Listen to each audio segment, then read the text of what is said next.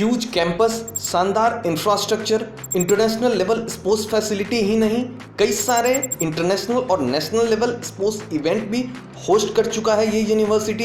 जी हाँ, मैं बात कर रहा हूँ ओडिशा के नंबर 1 और इंडिया के one of the top rank private institution कीट यूनिवर्सिटी के बारे में। लेकिन इतने सारे अच्छी चीज़ों के बावजूद भी कीट पर हमेशा से ही एवरेज प्लेसमेंट्स और हाई फीस का आरोप लगता रहा है। लेकिन रिसेंटली 16 फेब को नेपाल के स्टूडेंट्स को लेकर एक बहुत बड़ी ट्रैजिक इंसिडेंट हुई। तो क्या था ये इंसिडेंट और स्टूडेंट्स के बीच कैंपस में अभी कैसा माहौल है, जानेंगे आज के इस वीडियो में। साथ में बात करेंगे कीट के एडमिशन प्रोसेस, प्लेसमेंट्स, स्कॉलरशिप और प्रोज एंड कॉन्स के ऊपर, और वीडियो के एंड में सारे पैरामीटर्स को कंसीडर करते हुए कंक्लूजन्स भी निकालेंगे कि तुम्हें इस कॉलेज में एडमिशन कंसीडर करना चाहिए या नहीं। तो आओ शुरू करते हैं इस वीडियो को।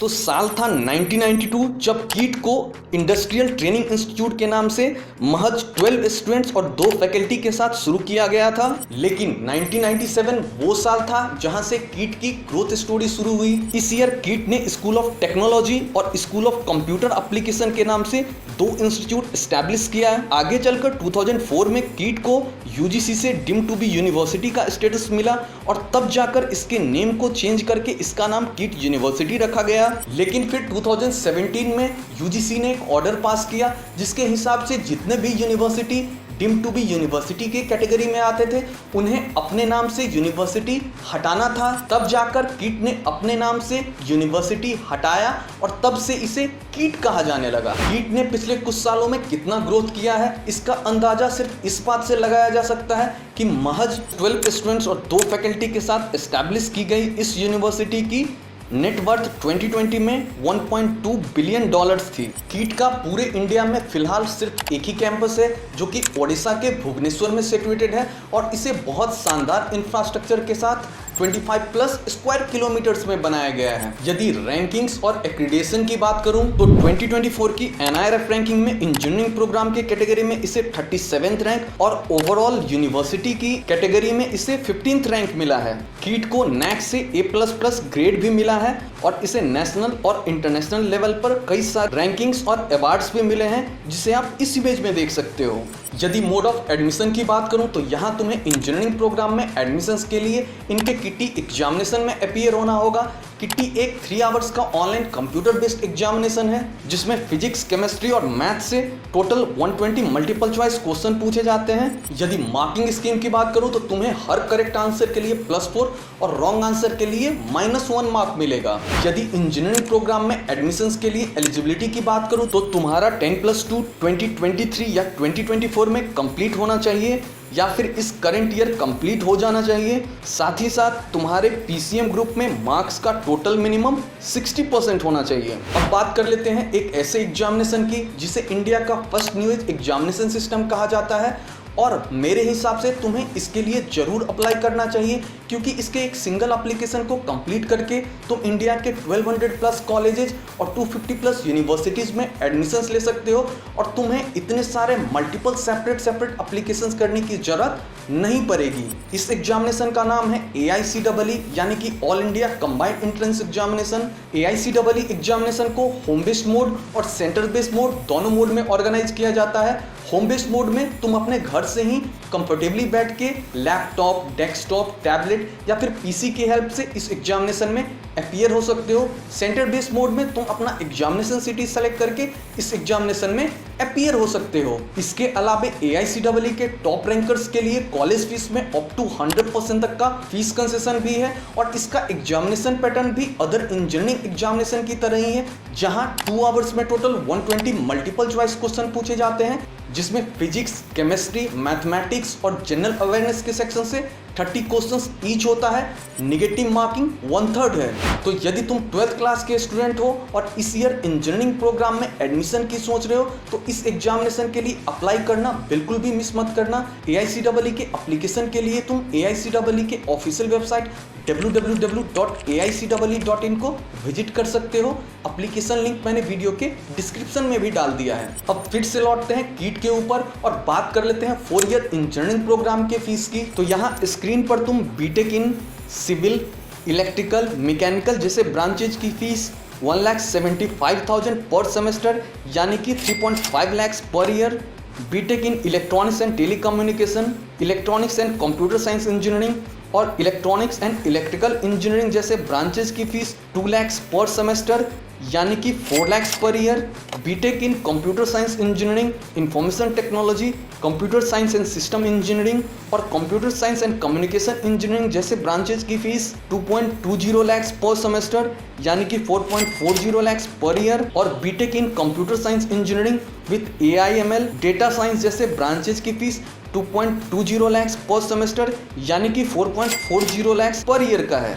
अब यदि हॉस्टल और मेस फीस की बात करें तो इसे भी तुम स्क्रीन पर देख सकते हो। तो यहाँ स्क्रीन पर तुम हॉस्टल फीस को देख सकते हो। यह डिफरेंट हॉस्टल फैसिलिटी के अकॉर्डिंग 32,000 पर सेमेस्टर से लेकर 70,000 पर सेमेस्टर के बीच रेंज करता है।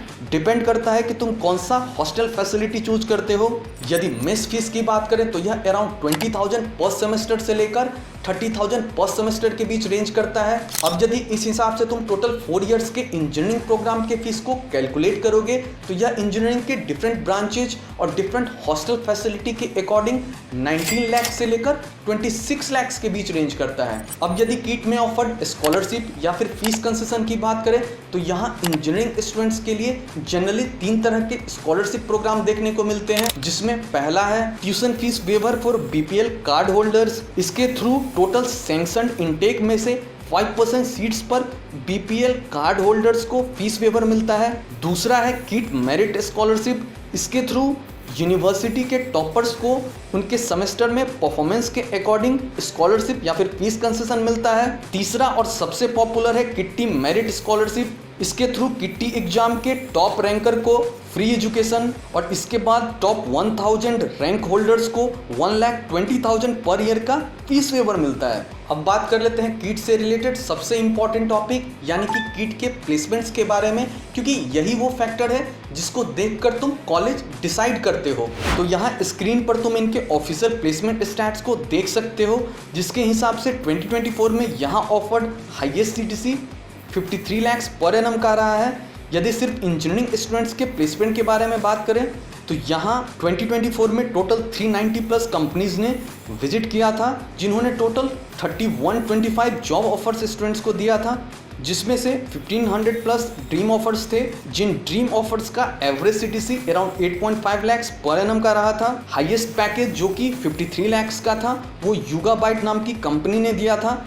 2024 में यहाँ सबसे अधिक ऑफर्स हाई रेडियस नाम की कंपनी ने दिया था और डेलोलाइट ने टोटल यहाँ 148 ऑफर्स दिया था। इन टोटल 390 प्लस कंपनीज में से 134 कंपनीज ऐसे थे जिन्होंने 10 लाख या फिर उससे ऊपर का CTC भी ऑफर किया था। अब जब कीट के प्लेसमेंट स्टैट्स को थोड़ा डिटेल में और समझने के लिए तुम NIRF में मेंशन इसके लास्ट 2-3 ईयर्स के प्लेसमेंट स्टैट्स को देखोगे तो 2020 और 21 के सेशन में यहाँ offered median CTC around 6.49 lakh per annum का रहा था।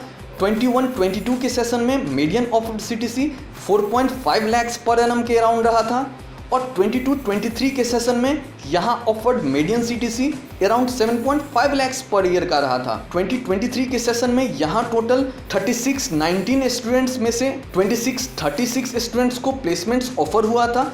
85 स्टूडेंट्स ने हायर स्टडीज ऑप्ट किया था और बाकी बचे अराउंड 1000 स्टूडेंट्स को या तो प्लेसमेंट्स ऑफर नहीं हुआ था या फिर वो प्लेसमेंट्स के लिए एलिजिबल ही नहीं थे। कीट के ऑफिशियल वेबसाइट पर कहीं भी इस बार 2024 में ऑफर्ड ओवरऑल एवरेज और मीडियन सीटीसी के प्लेसमेंट स्टैट्स अवेलेबल नहीं है, लेकिन जब तुम डिफरेंट न्यूज़ पोर्टल के रिपोर्ट्स को देखोगे तो ऐसा मानकर चल सकते हो कि यहाँ 2024 में offered average CTC around 6 to 7 lakhs के बीच रहा होगा। अब कीट के प्लेसमेंट की भी बात हो गई तो बात कर लेते हैं कीट के प्रोज एंड कॉन्स के बारे में और शुरू करते हैं कीट के प्रोज के साथ। तो सबसे पहला प्रो है huge campus and excellent infrastructure, decent placements, strong alumni network, diverse and vibrant campus life. तुम्हें कैंपस में इंडिया ही नहीं बल्कि अदर कंट्रीज के भी स्टूडेंट्स देखने को मिल जाएंगे और यहाँ का टेक फेस्ट और एनुअल फेस्ट भी काफ़ी लेविश होता है। नेक्स्ट प्रो है modern lab facility and excellent research opportunity.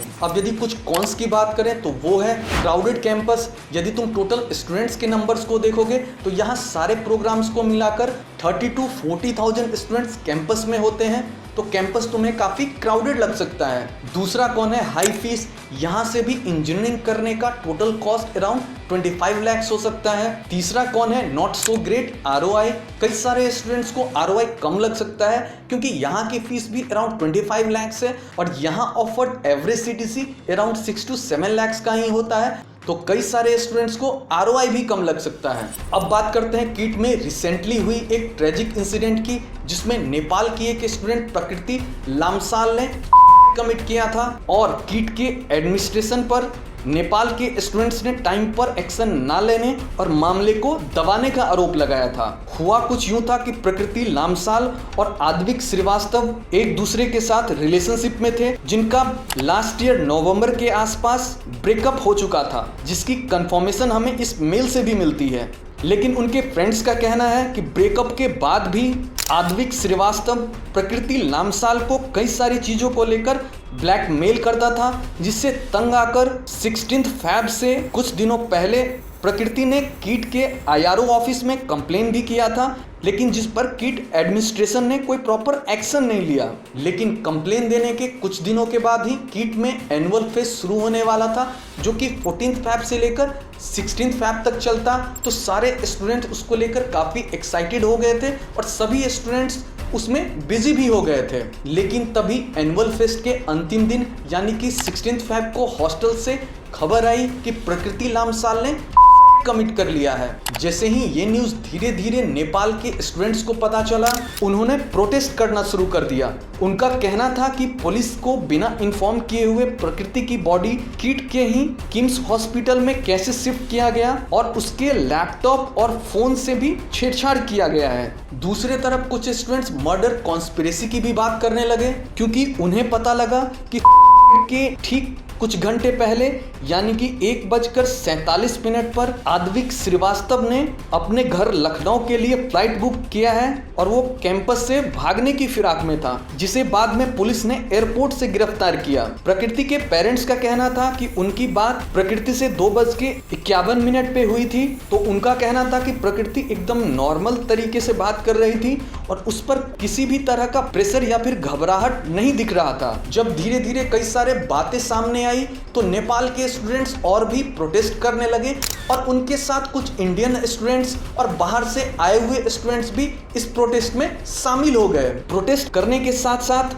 वो एडमिनिस्ट्रेशन से इंडिपेंडेंट इंक्वायरी की बात करने लगे, जिस पर वहां के कई local police officers, IAS officers और वाइस चांसलर ने स्टूडेंट्स को एश्योर किया कि प्रॉपर इन्वेस्टिगेशन की जाएगी। जो भी इंसिडेंट्स से रिलेटेड जो भी एविडेंस होंगे, चाहे रूम का कोई चीजें होंगी, चाहे वो किसी भी तरह का डिजिटल डिवाइस है या किसी भी तरह का कोई पेपर वर्क है या कोई भी चीजें है, वो उसी तरह से हम लोग हैंडओवर करेंगे और ये सभी लोग का दायित्व है। आप लोगों से हाथ जोड़ के विनती है कि आप लोग इस बात को इस तरह से ना करें। लेकिन इन सारी बातों के ऊपर भी स्टूडेंट्स का भरोसा नहीं था, क्योंकि सारे लोग अलग अलग तरह की बातें कर रहे थे। Police are lying with us. They are changing every lines. They are changing every statements. Please help us Indians. इन सारी बातों को लेकर ये प्रोटेस्ट धीरे धीरे और बड़ा हो गया और स्टूडेंट्स ने कीट मैनेजमेंट पर मामला दबाने का आरोप लगाया। इस प्रोटेस्ट को बढ़ता देखकर कीट के फाउंडर अच्युता समांता भी खुद स्टूडेंट्स को शांत करवाने के लिए कॉलेज कैंपस पहुंचे और उन्होंने स्टूडेंट से प्रोटेस्ट खत्म करने और शांत रहने की अपील की, लेकिन उनमें से कुछ स्टूडेंट्स ने फाउंडर के साथ बदतमीजी की, जिससे कि फाउंडर जमीन पे गिर गए। जब ये बात कॉलेज एडमिनिस्ट्रेशन को पता चला तो उन्होंने टीम बनाकर अगली सुबह प्रोटेस्ट कर रहे स्टूडेंट्स के ऊपर लाठीचार्ज करने लगे, जिसमें कई सारे स्टूडेंट्स को चोट लगी। इसके कुछ देर के बाद ही कीट एडमिनिस्ट्रेशन ने नोटिस इशू किया, जिसमें सभी नेपाली स्टूडेंट्स को 17 फेब को ही हॉस्टल खाली कर देने का आदेश दिया गया। जब उन स्टूडेंट्स ने हॉस्टल खाली नहीं किया तो उन स्टूडेंट्स को जबरदस्ती बिना किसी पैसे के, बिना किसी खाने पीने के अरेंजमेंट के नज़दीकी रेलवे स्टेशन भुवनेश्वर और कटक भेज दिया गया। जैसे ही ये सारी बातें मीडिया में आने लगी और नेपाल के प्राइम मिनिस्टर ने इसके ऊपर ट्वीट किया और बताया कि नेपाल एम्बेसी से 2 ऑफिसर्स को कीट भेजा गया है। तब आनंद फानन में कीट यूनिवर्सिटी ने एक हेल्पलाइन नंबर जारी किया और कंट्रोल रूम भी बनाया और अपनी गलती सुधारते हुए सारे नेपाल के स्टूडेंट से कैंपस वापस आने की बात करने लगे और साथ ही साथ इस मामले से जुड़े एक IRO ऑफिसर, 2 हॉस्टल ऑफिशियल्स और कुछ सिक्योरिटी गार्ड्स को सस्पेंड कर दिया।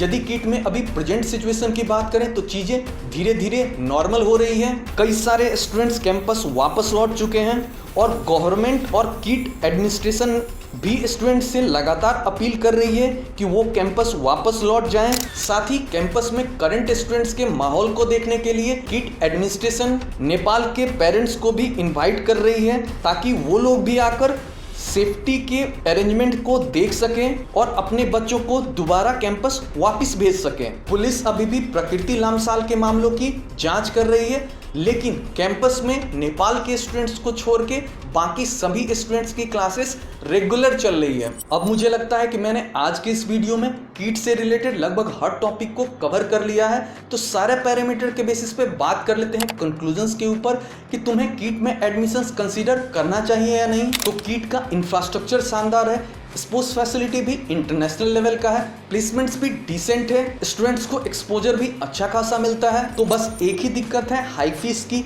इस कॉलेज की फीस भी अराउंड 25 लाख है। तो यदि तुम्हें computer science engineering different specialization IT या फिर EC तक भी मिल रहा है तो तुम एडमिशंस कंसीडर कर सकते हो।